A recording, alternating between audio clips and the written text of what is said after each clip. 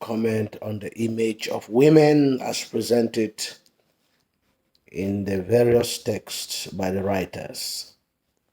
It should be noted that women have been presented both in a positive and a negative manner.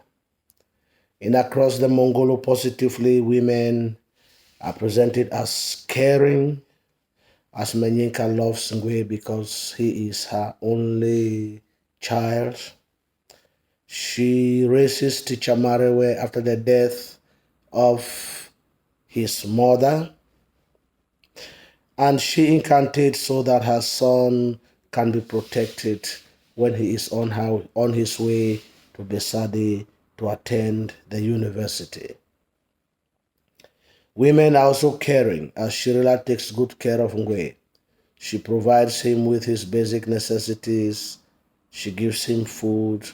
She gives him comfort and valuable pieces of advice.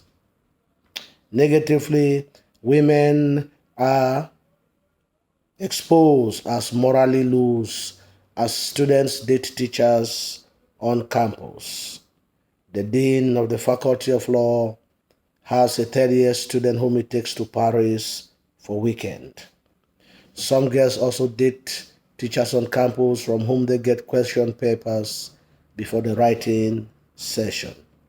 Shirila also dates Monsieur Abeso on campus. Women are materialistic. Shirila dates Monsieur Abeso for material benefit, even though her love is for Ngwe. Women are corrupt and discriminatory. The secretary of the dean of the Faculty of Law does not want Ngwe to see her boss because she wants Ngwe to give her a bribe. While the secretary at the prefecture tells Ngwe and Ngolefek that she is not there to serve Anglophones. In Lake God, positively, women are loving. The women want their phone to give them an heir. Therefore, they ask him to take a new wife so that he can give them an heir to the throne, especially as Angela is barren.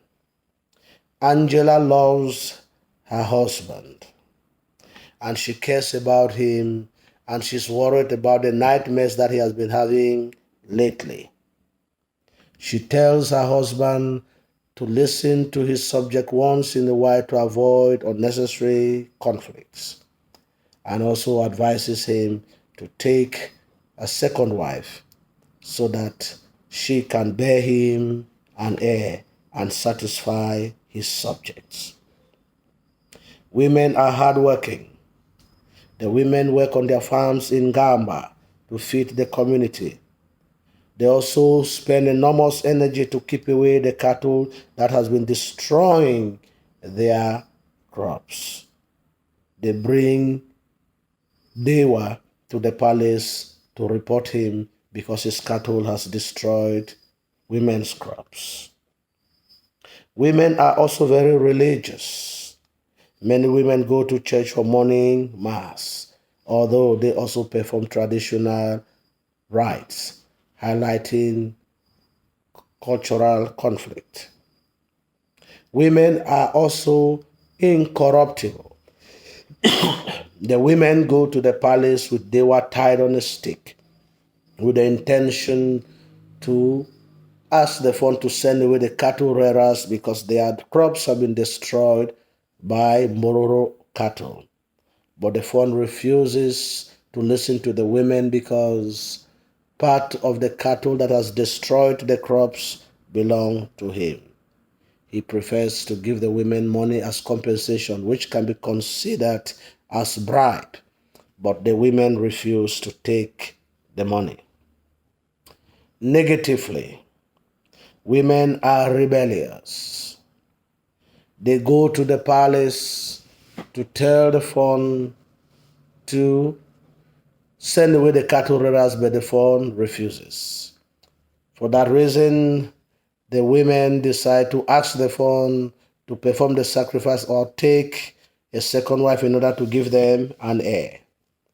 Because of the docility of their husbands towards the fawn's refusal to perform the sacrifice, the women take the oath of sealed lips, starving their husbands of food and sex with the intention to put pressure on the men, to put pressure on the fawn so that he can perform the sacrifice. Negatively, women are rebellious. We have already said that.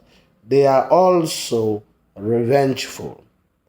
As the women decides to carry out revenge on the fawn who has refused to listen to their plight. Consequently, they refuse to sell food to Angela in the market. They also refuse to acknowledge her as their queen, and they remind her of her barrenness.